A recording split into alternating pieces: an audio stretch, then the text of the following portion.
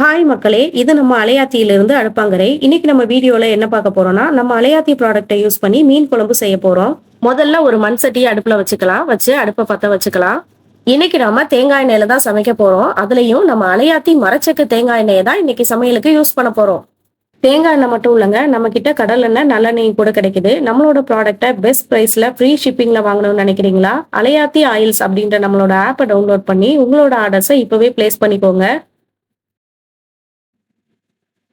பாத்திரத்துல கொஞ்சம் எண்ணெய் விட்டு அரை டீஸ்பூன் கடுகு சேர்த்துக்கலாம்.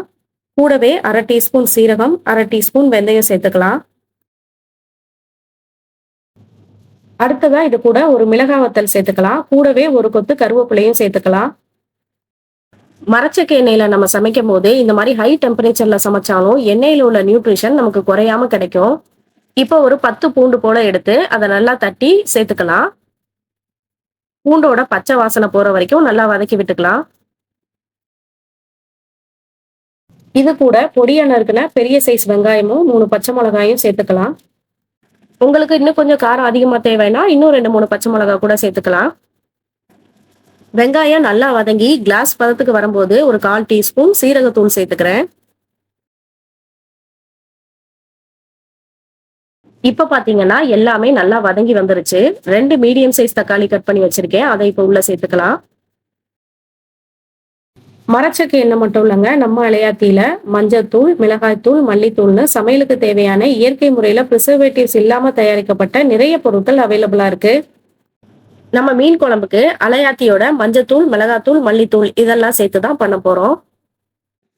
முதல்ல தேவையான அளவு மஞ்சத்தூள் சேர்த்துட்டு கூடவே 1 டேபிள் ஸ்பூன் மிளகாய்த்தூள் சேர்த்துக்கலாம். மிளகாய்த்தூள் சேர்த்ததுக்கு அப்புறம் நம்ம அலையாத்தியோட மல்லித்தூள்ல 2 டேபிள் ஸ்பூன் சேர்த்துக்கலாம். ஒரு லெமன் சைஸ் புளியை தண்ணியில கரைச்சு அந்த தண்ணியை தனியா எடுத்து வச்சிருக்கேன். அதையும் இது கூட சேர்த்துக்கலாம். அடுத்ததா நம்ம குழம்புக்கு தேவையான அளவு தண்ணி சேர்த்துக்கலாம்.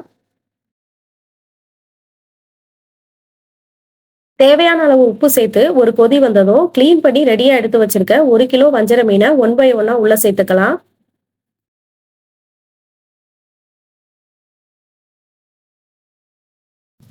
மீனை உள்ள சேர்த்ததும் ஒரு மூடி போட்டு 10 நிமிஷம் லோ ஃப்ளேம்ல வேக வச்சுக்கலாம்.